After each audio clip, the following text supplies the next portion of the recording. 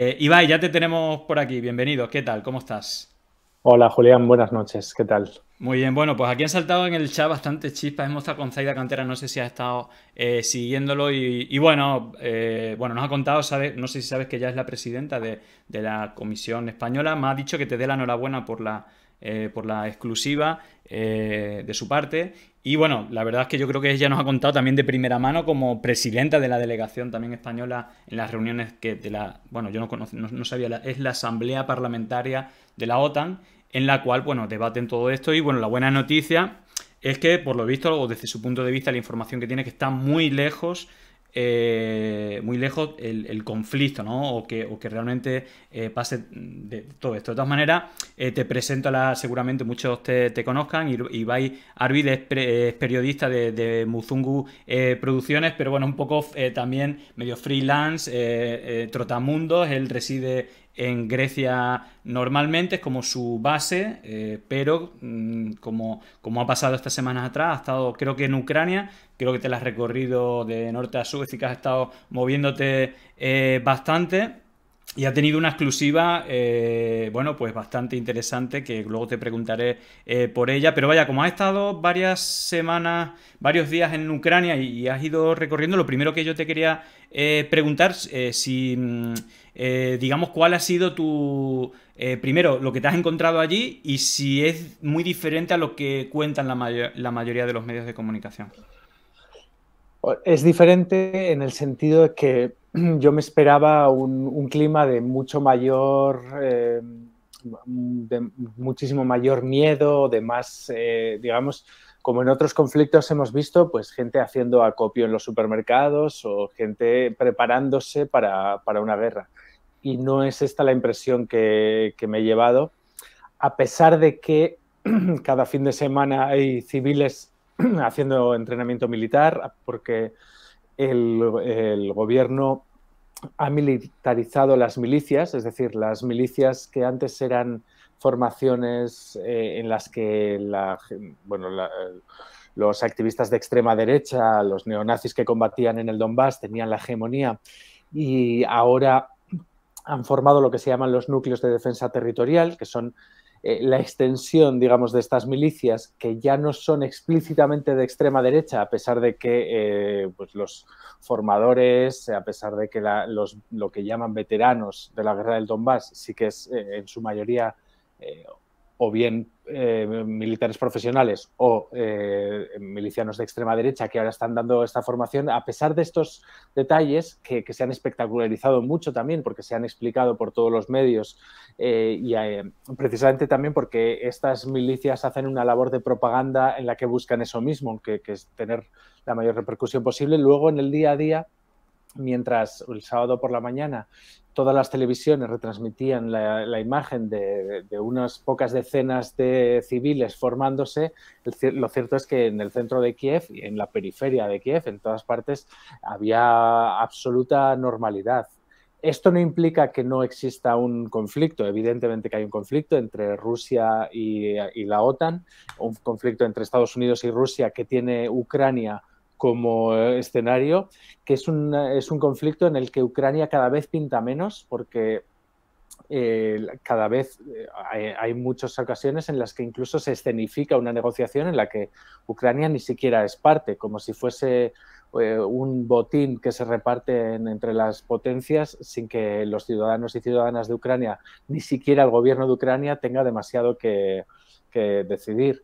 Y por otro lado, otra de las bueno, una cosa muy habitual entre la población, la gente que hemos conocido allí, pues nos decían que en realidad la guerra en Ucrania ya hay guerra, es decir, que hay una parte de Ucrania en la que ya hay guerra, que es Europa, Ucrania del Este, ¿no? El Donbass, las dos provincias de mayoría rusófona que se han declarado repúblicas que no reconoce nadie, ni siquiera Rusia, y que el gobierno ucraniano y la mayoría de la población de la Ucrania del oeste considera todavía parte de Ucrania y es una guerra en la que a pesar del Tratado de Minsk pues hay una vulneración de este tratado prácticamente diaria, hay entre 100 y 200, a veces hasta 500 vulneraciones de este tratado diario documentadas por la OSCE, y por lo tanto, para la gente de Ucrania, lamentablemente la guerra ya no es algo, digamos, inconcebible, sino que es algo que ya está, pero lo que les cuesta entender es qué ganaría ninguna de las partes en el conflicto en el supuesto de una invasión. Mucha gente nos decía que aunque sus simpatías hacia Putin sean nulas, porque evidentemente, dado este contexto, es evidente que Putin no es la persona más popular en Ucrania, pero incluso entre gente que se declaraba explícitamente contraria o enemiga de Putin, decían que no entendían a qué venía esta escalada de tensión, porque no entendían que podía ganar Putin invadiendo Ucrania también, y por lo tanto, desde un punto de vista racional, más allá de lo que a cada uno, digamos que las pasiones de cada una de las partes podrían llevar, la mayoría de la gente no entiende que desde Estados Unidos y desde la OTAN se esté todo el rato hablando de una invasión, que no entienden qué sentido podría tener, porque tampoco Rusia saldría ganando en este sentido. Claro, claro, aparte de esa sensación yo creo que no solamente de los ucranianos, que deben ser los que le tengan más manía a Putin, sino que yo creo que el resto, ¿no? Es decir, que, no sé, por ejemplo, hay como un falso mito, ¿no? Como que Putin es comunista o de izquierda y lo que le hace es encarcelar a comunistas. Es decir, que incluso Ina Genova, que estuvo aquí, de RT, de un medio público, llegó a decir que es una persona autoritaria, de derecha y que defiende el libre mercado. Es decir, que no es un comunista ni es alguien de No, no, izquierda y cae no. mal, pero no se llega a entender este tipo de conflictos. Lo que pasa Sí. que, perdona, Julio, o sea, a mí también me resulta difícil de entender esta fascinación por Putin de parte de la izquierda europea occidental. Creo que a los hechos me remito. Putin es un gobierno autoritario que tiene aliados de extrema derecha y que produce una aún mayor fascinación entre las fuerzas de extrema derecha o gran parte de las fuerzas de extrema derecha de toda Europa, y no entiendo que determinada izquierda se sienta compañero de viaje de esta gente, pero Putin tampoco es decir, lo que no es Putin tampoco es un monstruo irracional, como a veces se le pinta. Es un gobernante que yo detesto por su autoritarismo y por su defensa, digamos, de una visión capitalista del mundo, pero no es un monstruo que se rija, digamos. Tampoco coincido con esta caricatura que se hace desde determinados medios occidentales de Putin, ¿no?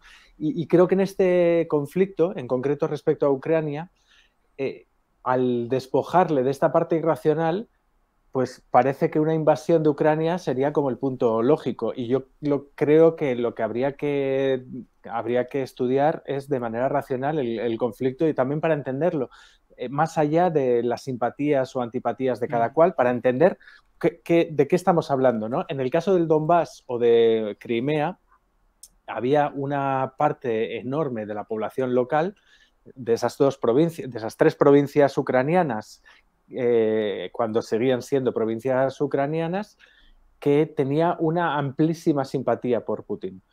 Esto en el resto de Ucrania no se da. No se da en Kharkov, no se da en las zonas rusófonas tampoco. Es decir, no hay tampoco un conflicto étnico en Ucrania en el que la gente que habla ruso tienda o quiera la anexión con Rusia, y la gente que habla o que tiene como lengua materna el ucraniano quiera. Es una sociedad compleja como todas las sociedades, pero no se le van a abrir las puertas a Rusia como si se le hizo en Crimea y en estas provincias. Allí sí que había una mayoría de la población que quería anexionarse Bueno, quería ser parte de Rusia. más que una mayoría, creo que es decir, hubo un referéndum, bueno, donde creo que votó el 86-87% y más del 95% votó que se quería. Digo, En el caso de de Crimea, en Crimea. el caso No, de no, no, Donbass, hablo de, eso es. hablo de Crimea. Digo Pero, que no solamente que haya una mayoría, sino que prácticamente toda la totalidad, ¿no?, de la Pero que población. incluso toda la gente que hemos conocido, te digo, explícitamente anti-Putin y tal, uno de sus argumentos, de hecho, de orgullo patriótico para el resto, para el occidente, ¿no? Para Ucrania del oeste, era decir, no va a pasar como en Lugansk y como en Donetsk, ¿no? Ellos mismos decían, allí había una mayoría de la población que estaba a favor de los rusos, aquí no, y aquí vamos a plantar cara. Es decir, incluso los nacionalistas ucranianos anti-Putin reconocen que la situación entonces en esas provincias era completamente distinta a la que hay ahora. Y esto Putin también lo sabe, y esto lo saben sus aliados en Bielorrusia, lo sabe todo el mundo. Es decir, no tiene ningún sentido pensar que Putin va a anexionarse Ucrania provocando el conflicto a la escala que puede provocarlo únicamente porque es un ser malvado que quiere expandir el imperialismo ruso. No tiene ningún tipo de sentido esto. Lo que sí puede pasar es que a base bueno, que al final sea una profecía autocumplida, porque a base de alimentar por los dos lados un conflicto y armarlo, militarizarlo, aumentar la tensión, esto puede acabar provocando que cualquiera de las dos partes comience en un conflicto en el que no tienen ningún interés, porque al final, cuando lo que prima es el militarismo y cuando lo que prima por los dos lados es la renuncia a considerar racional a la persona o al bando que está al otro lado, pues al final puede haber un accidente, y a mí esto es lo que más miedo me da. Yo no creo que vaya a haber una invasión, ni creo que vaya a haber un ataque de la OTAN a Rusia explícitamente, porque no hay planes para ello por ninguno de los dos lados, pero sí me da mucho miedo esta escalada, porque al final cuando juegas con fuego te puedes quemar. Claro. Yo voy a compartir pantalla porque básicamente digo, en esto que estamos hablando, que yo personalmente, más allá de no conocer mucho la realidad, porque tampoco hay mucha información sobre qué pasa en el este, Rusia, bueno, los países limítrofes, etcétera, sí que a la hora de enterarme, cuando uno ve el posicionamiento, ¿no? Estos debates, cuando le preguntan los periodistas de la CNN, ¿usted por qué quiere amenazar ahora una invasión? Y le dice el ministro, creo que era de Defensa, dice, ¿usted ha visto lo que ha dicho primero que vamos a hacer una invasión? Es falso, ¿y por qué dice ahora? Es decir, ¿qué elementos hay? Como diciendo, ustedes están inventando todo esto, tal. Y digamos que ese fue un poco el principio de todo, ese planteamiento de no, incluso la gente decía, no tiene sentido que esto pase, pero voy a actualizar un poco la última, antes de preguntarte por la exclusiva, cómo ha ido evolucionando. Es decir, algunas de las noticias de esta semana, diría, de hace una semana, es Biden despliega 3.000 soldados adicionales en Europa del Este ante la presión militar de Rusia. Es decir, la presión militar es que hay tropas rusas moviéndose por Rusia, ¿no? O acercándose a la frontera. Y por Bielorrusia. Es decir, sí que es verdad que o sea, este juego de hacer sin hacer, sugerir sin acabar de afirmar del todo y tal, también Rusia participa en ello. Es decir, bueno, Rusia ha estado haciendo unas maniobras conjuntas con Bielorrusia que se ha encargado además de publicitar las imágenes que han distribuido. Exacto. A través de Reuters y otras agencias. Son súper espectaculares, sí. Son parte de esta propaganda, lo mismo que hace la OTAN, lo mismo que hoy anunciaba Polonia, que iba a desplegar no sé cuántas tropas, también, además de las 30.000 que ya tiene desplegadas en la frontera con Bielorrusia, las tropas estadounidenses adicionales llegando a Rumanía, llegando a Polonia, llegando a Alemania. Claro. Estados Unidos dice que tiene 8.500 soldados listos y que además les ha dado orden de comenzar a construir refugios para los ciudadanos estadounidenses que escapen de una posible guerra en Ucrania. Es decir, por un lado, esta espectacularización y esta publicidad de todos estos movimientos a mí me indican que no están preparando una guerra de verdad, porque nadie enseña sus cartas, lo que va a hacer. Es justamente lo contrario, quizás no. De hecho, es que la otra, es decir, yo no solamente te iba a poner de Estados Unidos, sino, claro, esto es lo primero que yo veo claramente en el sentido de un juego de ajedrez, de meter presión. La frase, digo, ojo, cojo la fuente de la embajada de Rusia en España, es decir, no es, es el gobierno de Rusia. Dice el presidente Vladimir Putin: si Ucrania como miembro de la OTAN intenta recuperar Crimea, Europa será arrastrada a una guerra contra Rusia donde no habrá ganadores. Incluso se habla, ya desde otros espacios, que si, digamos, si se entran en Crimea tropas de la OTAN, Turquía estaría lista para atacar. Es decir, que ya se está hablando, y lo que tú dices, enseñando las cartas. En una guerra no se enseña las cartas, ¿no? Al final esto puede ser un poco de juego, claro, para en las negociaciones tener más fuerza o menos fuerza en esta fase diplomática, ¿no? O sea, yo espero que sí, porque si no sería ya la absoluta locura, ¿no? Es decir, si estos no son faroles, sino que son preparativos de guerra de verdad, es que entonces estamos gobernados por gente aún más peligrosa de lo que ya han demostrado durante las últimas décadas que son, ¿no? Evidentemente, lo que dice Rusia es, si Ucrania entra en la OTAN, que todavía no ha entrado, y una vez que entra en la OTAN intenta invadir Crimea, es decir, recuperar Crimea, entonces Rusia tendría que actuar contra el conjunto de la OTAN. Y además Rusia advirtió que es la primera potencia nuclear. O sea, eso en unos términos, digamos, de una escalada literalmente nunca vista, porque únicamente 2 veces ha sido utilizado en una guerra armamento nuclear. Hay que recordar siempre que no ha sido Rusia, que ha sido Estados Unidos contra la población civil, cuando ya tenía ganada la Segunda Guerra Mundial en Hiroshima y Nagasaki, y por lo tanto que el mayor peligro en este sentido sigue siéndolo quien lo ha utilizado. Pero es verdad que Rusia ahora mismo tiene un potencial nuclear con el que quiere disuadir a la OTAN de entrar en Ucrania. Lo que demuestra la documentación que publicamos nosotros, que era la documentación confidencial, parte de esta negociación, es que al menos de momento la OTAN y Estados Unidos no están dispuestos a ceder en este punto. Y la OTAN y Estados Unidos mantienen la invitación a Ucrania y a Georgia, aunque sin nombrarlos explícitamente, pero en los documentos estos se entiende perfectamente que es una referencia velada tanto a Ucrania como a Georgia para que se incorporen a la OTAN. Rusia consideraría que esto es una amenaza porque tendría la OTAN en sus fronteras directamente, y aquí es donde empiezan las interpretaciones diferentes. La OTAN dice, no es ninguna amenaza porque la OTAN es una alianza defensiva, nunca ofensiva.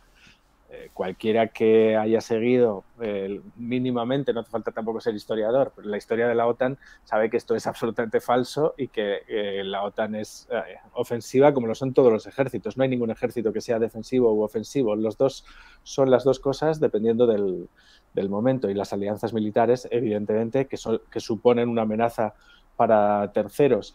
Igual que Ucrania considera que es una amenaza la acumulación de tropas en sus fronteras. Al final, ninguno quiere ser el primero que hace un gesto explícitamente bélico para que no se le pueda acusar de nada, pero al mismo tiempo todas las partes están jugando a lo mismo, a no ceder y a acelerar a ver si es la otra parte la que frena primero. Y aquí es donde está el peligro real. Claro, es decir, bueno, yo te había puesto como los ejemplos de los dos polos, Rusia y principalmente Estados Unidos, como enseñando unas bazas, como ir al conflicto, ¿no? Pero por otra parte, en Europa, primero, hemos estado hablando con Zaida. De hecho, le he preguntado si ella estaba más cómoda con la postura de Margarita Robles diciendo que iban a mandar tropas, etcétera, o con la postura que luego hubo una reacción, ¿no?, en España con el tema de no la guerra, todo esto.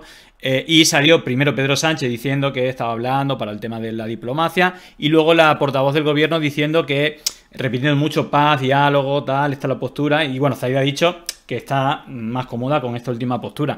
Pero aquí, es decir, estoy compartiendo pantalla de la reunión, bueno, un poco también, modismo ruso, de esto de las distancias, los edificios grandes. La reunión con Macron, no sé si la has visto, Putin-Macron, con una mesa que yo no he visto una mesa tan grande en mi vida, de punta a punta, bueno, y aquí la gente de Política Room, bueno, dice que esa foto refleja la frialdad de las relaciones, bueno, pero al final, más que frialdad, a ver, hay una reunión de Macron con Putin. Hay varios, yo creo que hay varios. Yo no soy un experto en política rusa, y por lo tanto tampoco quiero dar la sensación. Yo he estado leyendo mucho a gente que sí sabe estos últimos días, pero hay varias interpretaciones posibles. La primera, la más obvia, es que hace unos días con el presidente de Argentina, con Alberto Fernández, sí que se hizo una foto en la que estaban realmente cerca. Alberto Fernández está vacunado con la Sputnik, con la vacuna rusa, igual que Putin, y Macron no. Y no solo no es así, sino que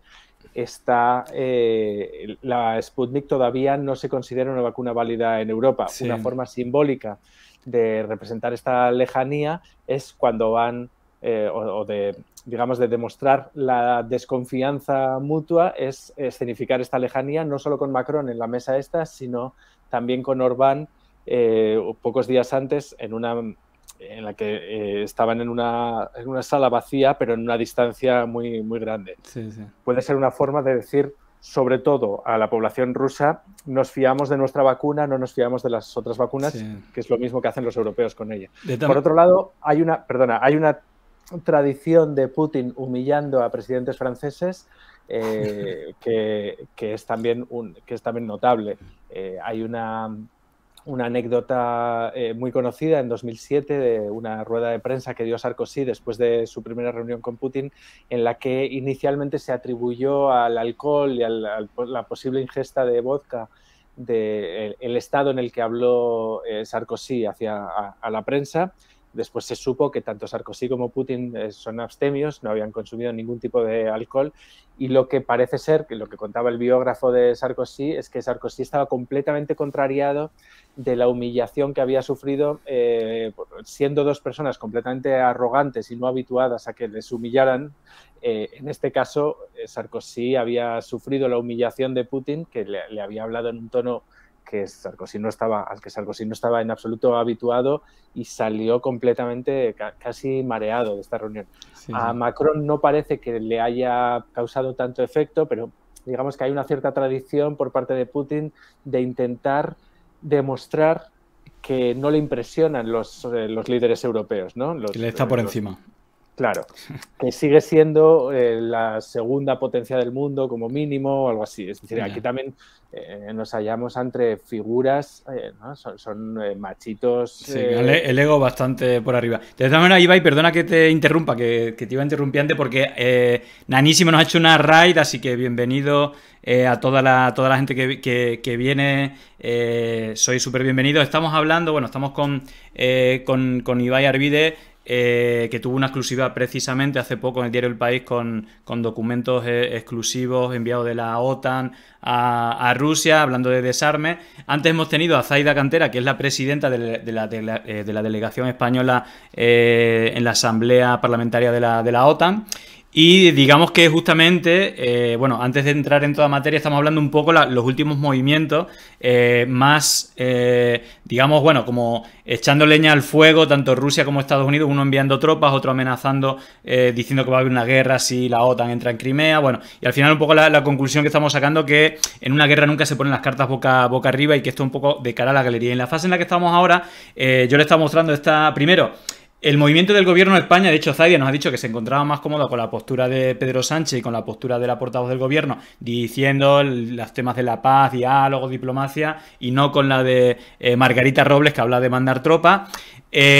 Más allá de la foto que digan que Frey y tal, lo que ha habido es una reunión, y eso ya es como un acercamiento entre, ¿no? De no estamos con la guerra, sino estamos por el diálogo. Y no solamente eso, sino la otra postura que yo te quería mostrar es la de Alemania, que todavía es más cercana a Rusia por intereses económicos, principalmente por el gas, ¿no? Incluso se está hablando, y Zaida decía, una alternativa, un gasoducto de España a Alemania con el petróleo que viene de Argelia. Es decir, que es como dar la vuelta entera. Y digo yo, a los alemanes les interesan, que lo tienen ahí al lado de Rusia, ¿no? Pero lo están dando como una alternativa.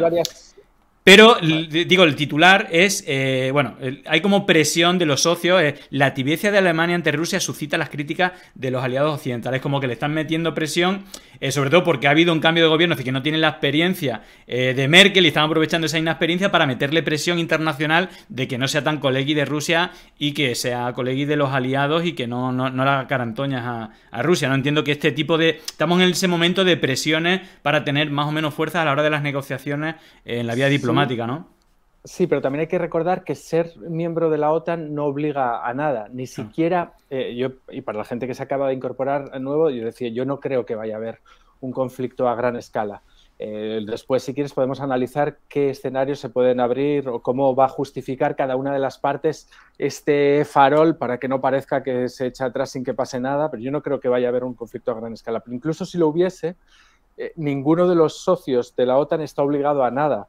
Podría haber un escenario, un abanico de respuestas desde algunos gobiernos diciendo condenamos el tal, hasta otros que envíen tropas, y en medio un montón de posibilidades, que desde apoyo únicamente logístico a ayudas económicas o nada, simplemente. El ser miembro de la OTAN no obliga a nada, y en este sentido creo que hay que recordar esto también, porque la postura de Alemania, que a mí me parece, aunque sea interesada, aunque sea por lo que sea, es más razonable, y habría que defender una postura en la que prima lo diplomático por encima de lo militar. En este caso, pues creo que hay que recordar que está en todo su derecho, y que el resto de países de la OTAN también no estarían faltando a ninguna obligación y no están obligados a nada en este sentido. Y en el Estado español, lo mismo. El Estado español no está obligado a enviar tropas, el Estado español ni siquiera estaría obligado a enviar tropas en el caso de que hubiese una invasión, y sobre todo creo que es importante recordar que el ser miembro de la OTAN no elimina la soberanía de cada uno de los países para que enfrente los problemas como mejor considere cada uno de los gobiernos. Y en eso se tendría que notar que el gobierno de España tiene la formación que tiene, está compuesto por los países, por los partidos de los que está compuesto, para que tenga también que se note, ¿no? Que se note algo diferente a si fuesen otros los que están en el gobierno. Sí, mira, ya has adelantado un poco de tu exclusiva, ¿no? Que es uno de los principales motivos de invitarte, de darnos esa información que en primera mano, durante los días que has estado en Ucrania, bueno, el titular que vamos a ver ahora viene a decir algo así como Estados Unidos y la OTAN ofrecieron a Putin acuerdos de desarme, ¿no? Más o menos nos has adelantado, pero ¿cuáles son los elementos claves de la exclusiva que diste para el país hace unos días? Bueno, es una exclusiva que firmamos Miguel González y yo, no es únicamente mía, y consistía en publicar los documentos confidenciales que tanto Estados Unidos como la OTAN, son dos documentos diferentes, habían enviado a Rusia. Son parte de esta negociación, y lo que demuestran estos documentos, por un lado, es la negativa a firmar el tratado que propone Rusia. Rusia propone que haya un tratado bilateral sobre Europa y sobre desarme en Europa, que Estados Unidos no parece aceptar, según esta propuesta. Contestan algunos de los puntos de este tratado que había enviado Rusia, pero no consta, o sea, Estados Unidos explícitamente dice que no está de acuerdo en la firma del resto de los puntos. Rusia considera que Estados Unidos y la OTAN únicamente contestan a temas menores y que no entran en el fondo del asunto, en lo más sustancial.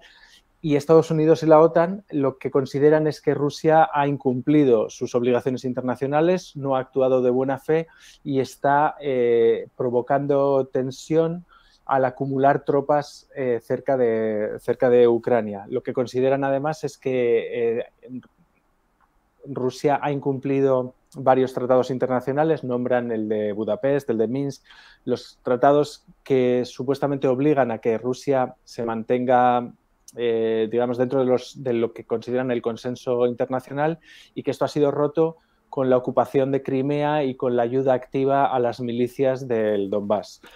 Y por otro lado, Rusia considera que la OTAN está incumpliéndolo en la medida en que está expandiéndose hacia el este. Y este es también uno de los puntos en discordia que muestran estos documentos, porque tanto la OTAN como Estados Unidos dicen explícitamente que no están dispuestos a retirar la invitación.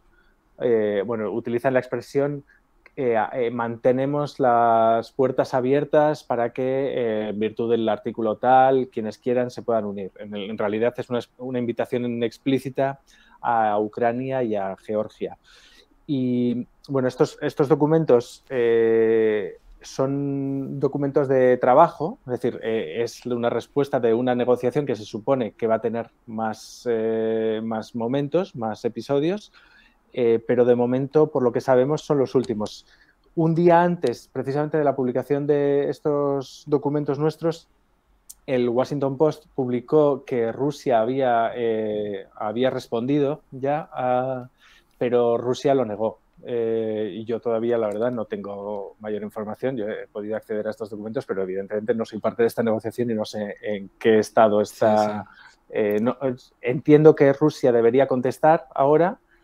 No hacerlo, de hecho, sería considerado una provocación porque sería romper las negociaciones. Yo por eso creo que sí que habrá una respuesta. Pero al mismo tiempo, mientras negocian, pues todas las partes siguen armándose y todas las partes, como decíamos antes, no solamente se están armando, sino que están explicando todos sus movimientos militares, lo cual es algo absolutamente absurdo si se estuviese preparando una guerra de verdad. Sería por sorpresa, ¿no? Venimos por claro, aquí. A mí me da un poquito de esperanza en ese sentido, porque es cuando... Parece la llamada de Gila, ¿no? Que vamos a atacarle. Claro, ese tipo o de sea, llamada. es tan explícito todo y además se dan tantos detalles que sería absurdo que esto sea una guerra, claro. unos preparativos de una guerra de verdad. Espero que sea eso realmente y, sí. y que no vaya más. Sí, sí. Bueno, mira, me pregunta Lizarcraft, por dejarlo resuelto, porque me parece interesante la pregunta. Pregunta, Julián, ¿crees que la postura de Margarita Robles es personal o está respaldada por Sánchez? Es respecto a la pregunta y el posicionamiento de Zaida. Es decir, yo creo que Zaida lo ha dicho, es un error de comunicación. Es decir, eso lo podía haber hecho el gobierno, pero sin que pareciera que vamos a mandar, vamos a estar a muerte con la OTAN, vamos a mandar caza, ¿sabes? Yo creo que a lo mejor la postura no cambia mucho de eso, pero que en la comunicación falla. Lo ha dejado caer bastante. Es decir, lo que tienes que decir es que estás por la diplomacia, por la paz. Entonces, bueno, yo creo que esa es la respuesta. Yo creo que Margarita es decir, cuando le aplauden desde la derecha se sube mucho y quiere contentar también a esa parte. Pero vaya, avanzando, voy a leer un tuit tuyo que voy a compartir con la gente. Digamos que en la parte final, bueno, o después incluso de esta exclusiva, me parece que fue, viajasteis creo que es la frontera con Bielorrusia, ¿no? Leo el tuit. Hoy, a unos kilómetros de aquí, en la frontera, el ejército ucraniano va a estrenar algunas de las armas que ha recibido de los Estados Unidos, al otro lado de la frontera desde hace días. Maniobras conjuntas de los ejércitos de Rusia y Bielorrusia. Juegos de guerra para demostrar sin hacer. Un poco lo que estábamos hablando, pero aparte tú pones aquí algunos tweets, pero yo sí que he visto vídeos de cómo de todo el armamento, de movimientos sincronizados incluso de vehículos grandes y todo esto, ¿no? Bueno, ¿qué es lo que te encontraste? Aparte, esto es en la zona de Chernobyl. No sé si lo pones aquí en la zona frontera Bielorrusia. Bueno, la zona de Chernobyl, que en parte, bueno, cuéntanos un poco tu experiencia, porque todavía queda, me imagino, la parte de desolación del accidente nuclear. Primero, en ese aspecto, ¿qué te llamó la atención, ¿no? Que es un poco como una ciudad muerta o algo así, queda un poco en el ideario colectivo. Y luego cuéntanos qué viste en cuanto a movimiento militar. Hay varias cosas muy interesantes ahí. Sí, fue exactamente al día siguiente de publicar la exclusiva en El País, nos enteramos de que iba a haber maniobras militares en la frontera con Bielorrusia, lo cual también es simbólicamente una provocación, porque igual que la OTAN o Ucrania consideran que la acumulación de tropas de Rusia cerca de la frontera en este caso es lo mismo, claro. Es una provocación. Con lo grande que es Ucrania, ¿qué necesidad tiene Ucrania de que las maniobras sean exactamente en la frontera? Cuando estamos hablando de cerca de la frontera, estamos hablando a 1 o 2 kilómetros de la frontera con Bielorrusia. No es bueno. Y además es dentro de la llamada zona restringida de Chernóbil. Fue precisamente porque es una zona restringida y porque eran maniobras militares, solo las pudimos oír de lejos, o sea, escuchamos de lejos los aviones, vimos un par de helicópteros pasando, escuchamos algunas explosiones, pero no pudimos realmente ver nada, pero sí que pudimos hacer algunos reportajes, que es también lo que queríamos aprovechar, que nos pareció muy interesante, con gente que son desplazados internos de la guerra del Donbass, que a partir de 2014 perdieron todo a raíz de la guerra, entonces se tuvieron que ir de sus provincias y se fueron a la parte de Ucrania que es más barata para comprar una casa, que es precisamente en Chernóbil, porque nadie quiere vivir en Chernóbil. bueno, no viven exactamente dentro de la zona restringida, sino justo en el perímetro. Es decir, en una zona en la que se supone que no hay radiactividad, se supone que es seguro estar allí, pero claro, es a pocos kilómetros del mayor accidente nuclear de la historia y por lo tanto es una zona en la que no hay trabajo, no hay nada. Los pocos empleos que hay precisamente en la zona son cuidando o haciendo mantenimiento dentro de la zona restringida. Sí, sí. La zona restringida está dividida en cuatro subzonas, ¿no? En 4 partes, dependiendo del nivel de radioactividad que hay en ellas todavía. Sí, sí. Se supone que en la zona 1 y 2 la radioactividad es muy baja y no pasa nada por una exposición puntual. Se supone que la 3 y la 4 son zonas donde solo se debería estar durante horas y perdón, no sé si ibas a decir algo. No, es que estaba poniendo otro tuit tuyo que pone agencias de turismo en Chernobyl. No, es que tiene que ver algo con lo que estás hablando y ahí aquí parece un... Es que no sé si es un chiste o es que parece un tuit que es un chiste, pero no sé si es verdad. Es decir, es como un tanque y eso es una agencia de turismo de Chernobyl. Hay un tanque que está junto a una oficina de turismo, una oficina donde hay todo tipo de merchandising relacionado con el accidente. Claro, me refiero que el turismo es turismo radioactivo, no es decir lo que queda, ¿no? Porque no... Es un turismo a la zona de dentro. Kilómetro cero. Tours, bueno, de hecho Instagram está lleno de fotos de gente que está en Pripyat y dentro de la zona restringida. Y creo que también tiene gracia porque últimamente han salido varios reportajes también que parecen reportajes de investigación. A mí me sorprendía cómo habían conseguido, lo han sacado diferentes medios europeos, cómo habían conseguido hablar con la poca gente que vive dentro de la zona restringida de manera ilegal. Por su cuenta y riesgo ha habido gente que ha vuelto a sus casas, es gente mayor, gente anciana que vive ahí. Y a mí, cuando vi estos reportajes, la verdad es que me impactó y pensé, joder, qué buen trabajo periodístico para conseguir hablar con estos. Y el otro día allí me di cuenta de que, bueno, que no tiene tanto mérito, que en realidad la agencia turística esta también organiza visitas para periodistas para que puedan entrevistar a esta gente que vive dentro de la zona restringida. Además, para turistas que no son periodistas, organiza tours por diferentes zonas emblemáticas del accidente y se puede incluso visitar pues, las escuelas abandonadas, el parque de atracciones que había en esta zona. Es curioso porque hay a veces tweets cuando estás geolocalizado que te pone desde dónde estás lanzándolo y he visto que ponías Chernobyl Information Center, que debe ser como se llame el sitio. Entonces he pinchado ahí y efectivamente estoy aquí viendo muñecas radioactivas, coches chocones, o no sé cómo en Extremadura le llamamos coches chocones de estos de la feria, abandonados, ahí como parece un hospital ahí abandonado, es decir, hay como zonas lúgubres, ¿no? Y la gente parece que va a hacer turismo, de hecho está como presumiendo, ¿no? Parece aquí los tweets, la gente. Nada, es que he visto, me ha llamado la atención que estaba geolocalizado con ese nombre, no Chernobyl, es decir, sino el Chernobyl Information Center. Y he pinchado y salen fotos así como lo que tú estás hablando. Lo hice aposta precisamente porque había visto un par de periodistas que habían estado ahí que ponían solo Chernóbil y parecía como... O sea, la verdad me pareció que era un poco tirarse el rollo porque una vez que vas ahí te das cuenta de que está todo organizadísimo, claro. Y es una atracción turística más incluso para los periodistas. Claro. Bueno, para cerrar yo te quería preguntar, bueno, porque de hecho ya las veces que hemos hablado también ha sido también sobre este tema, digamos, tú eres bastante especialista en todo lo que es el auge de la ultraderecha, de movimientos nazis, aparte nazis de verdad, ¿no? Que muchas veces hablamos, bueno, si los de Vox son medio garrulillos de que, ¿no? El típico terrateniente, es decir, gente clasista y tal, pero, y habrá algún nazi, ¿no? Evidentemente algún nazi, algún fascista, pero ahí en Grecia sí que ha habido nazis de verdad. Y precisamente en Ucrania parece que también hay nazis de verdad y digamos que incluso en el Maidán tuvieron su peso, incluso que se le ha dejado hacer bastante.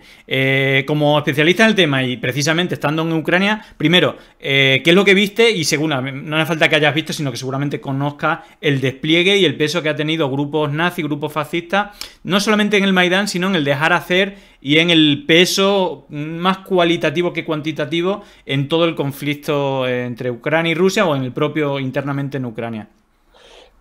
En 2014, la ocupación de la plaza y la movilización de Maidán comenzó como un movimiento que era plural, en el que había diferentes posiciones, incluso había participación de gente de izquierdas, había... es decir, no es verdad que todo el Maidán fuera nazi, pero es verdad que en el Maidán había nazis. Y es verdad que, sobre todo a raíz del Maidán y a partir del cambio de gobierno, a partir de 2014, toda Ucrania ha habido un proceso de derechización evidente en el que no es que todo el país se haya vuelto fascista, ni muchísimo menos, ni es verdad que que en Ucrania no haya otras posiciones, pero es verdad que la hegemonía, tanto en la calle como en la política y sobre todo en el terreno militar, en la guerra del Donbass, la han tenido los grupos derechistas, los grupos ultraderechistas, el Pravi Sector, el Batallón Azov y otros muchos grupúsculos que han ido creciendo al calor de la militarización de la sociedad y de la...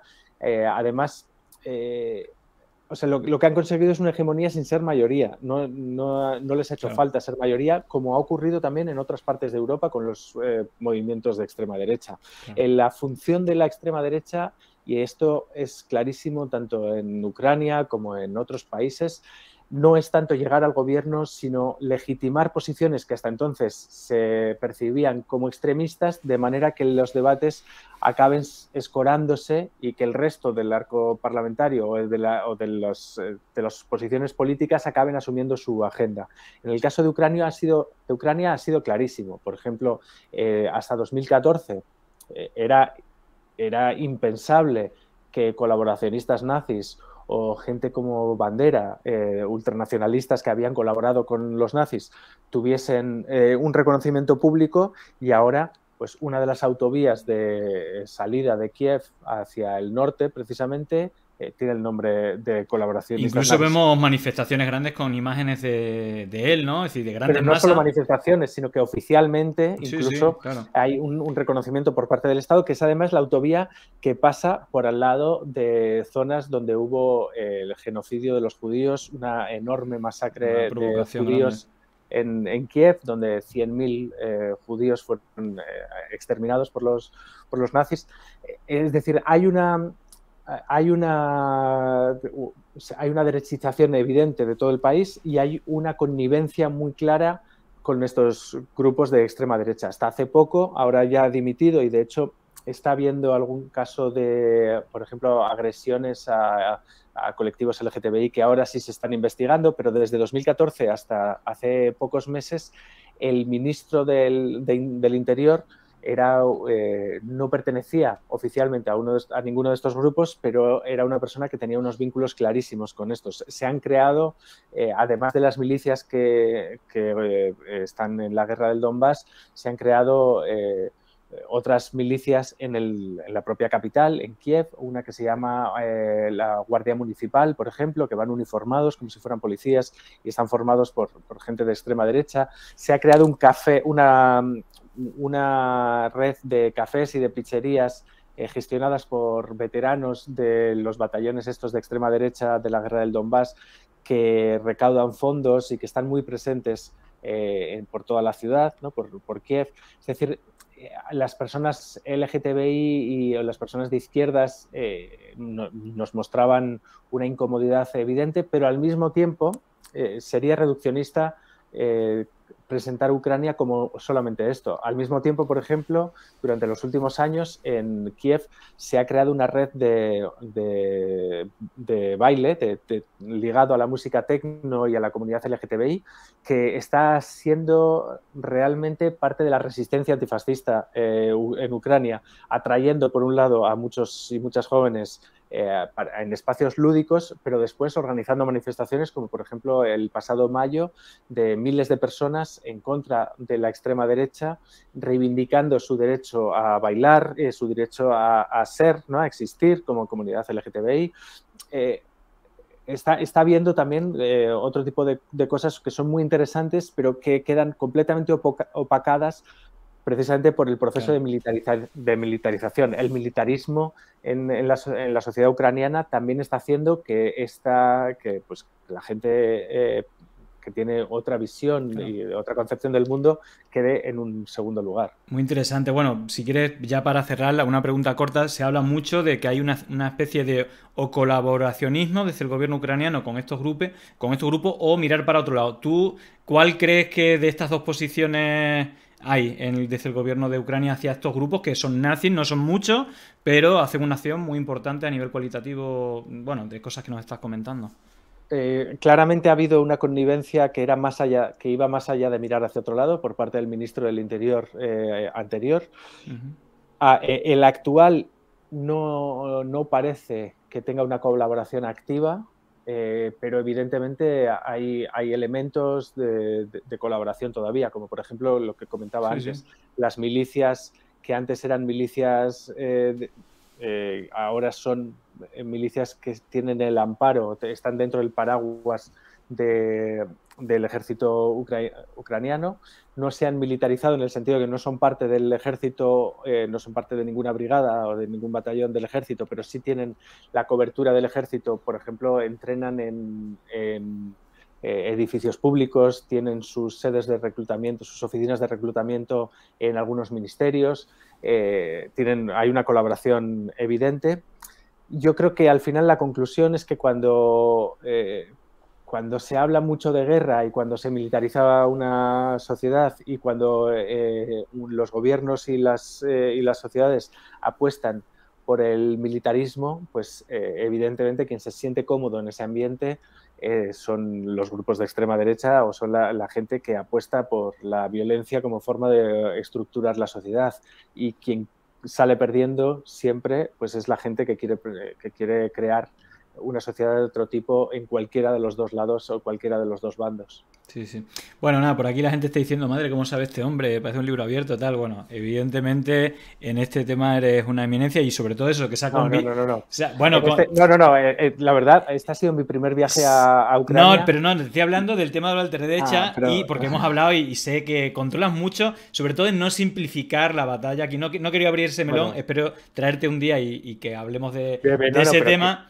Pero digo que has combinado precisamente tu conocimiento de grupos de ultraderecha al viaje a Ucrania, que es uno de los sitios donde operan. Y evidentemente sabes mucho, tío. Es decir, no hace falta... Lo agradezco, pero no es falsa modestia. Quiero decir que hay otras voces mucho más autorizadas y que saben muchísimo más de lo que pasa en Ucrania. Yo solo he estado unos pocos días. He tenido la suerte de dar una noticia con mucho impacto, pero realmente estoy aprendiendo y bueno, es un sitio muy preocupante, pero muy interesante, muy preocupante por la deriva de la que estábamos hablando, pero muy interesante porque aparte de que es precioso como país y Kiev como ciudad es una pasada, hay un montón de cosas que creo que son en las que nos deberíamos fijar precisamente para no caer en estas simplificaciones. Total.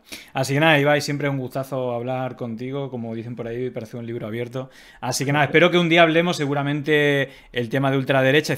Bueno, nos ha tocado hablar de Ucrania, has pasado por ahí, precisamente hacer la exclusiva, así que había 1000 motivos para traerte y como siempre un gustazo, así que bueno, espero que pronto nos volvamos a ver. Un abrazo, Julián, que vaya muy bien, muchas gracias. Gracias a ti. Chao, chao.